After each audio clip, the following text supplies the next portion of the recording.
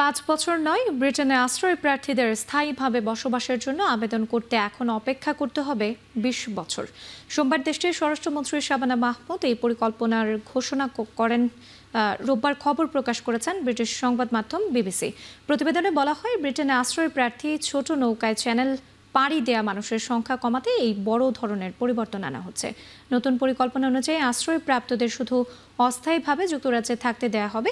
তাদের শরণার্থী মর্যাদা নিয়মিত পর্যালোচনা করা হবে। যাদের নিজ দেশে নিরাপদ বলে বিবেচিত হবে তাদের ফিরিয়ে দেওয়া হবে। বর্তমানে 5 বছরের জন্য ব্রিটেনের শরণার্থী মর্যাদা দেওয়া হয়। এরপর তারা স্থায়ী বসবাসের জন্য আবেদন করতে পারেন। তবে এখন স্থায়ী বসবাসের যোগ্যতা পাওয়ার সময়সীমা 5 বছর থেকে বাড়িয়ে 20 বছর করে কঠোর নীতি প্রণয়ন করতে যাচ্ছে Britain Sarkar. When they hear of widespread illegal working, undercutting British workers.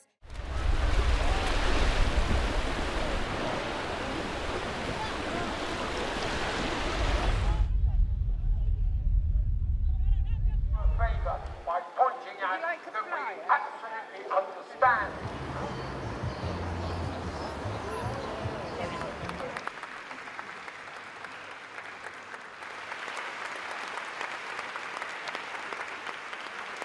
When they hear of widespread illegal